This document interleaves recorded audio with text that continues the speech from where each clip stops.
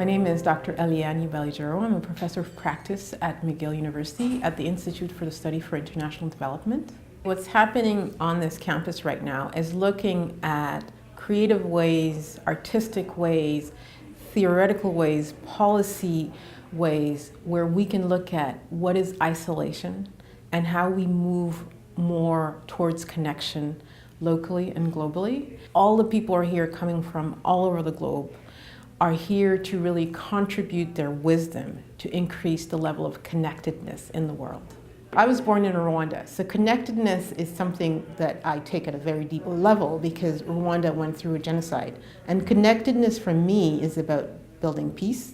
It's about building prosperous communities. It's about allowing children to have safe childhoods. It's about respecting each other. It's about how do we allow our differences to be a source of richness for us to create social innovation that allows us to face the complex challenges of the 21st century so we can work together to bring more justice, more humane possibilities for every single person on the planet. I led a research project that was a participatory research project in Rwanda with smallholder farmers that was funded by the Gates Foundation. And what we did is we gave female smallholder farmers cameras to go out and take pictures of what they saw were their challenges and their opportunities in society. And they came back, and for most of them, they had never taken pictures. They had never held a camera. And when they came back and they talked about what they saw as their opportunities and their successes, they had never sat down and actually talked about their successes.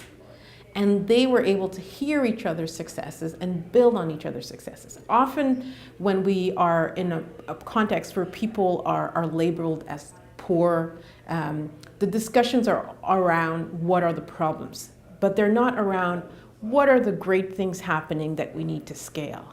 And that mindset creates a growth mindset that really is, in my opinion, the seed to really bringing sustainable prosperity.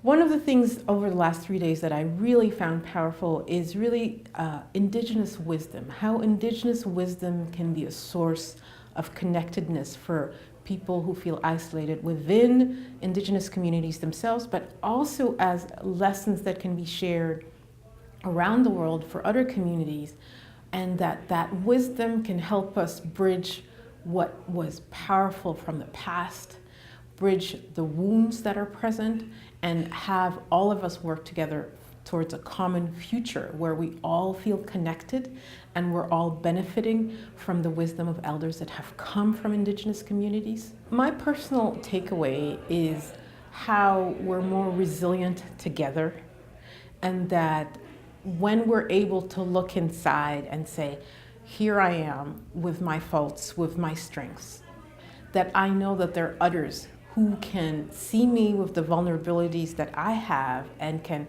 help me with their strengths reach towards what it is I want to achieve and be of service to the world for. And if we work together, our vulnerabilities are places of connecting to each other's strengths.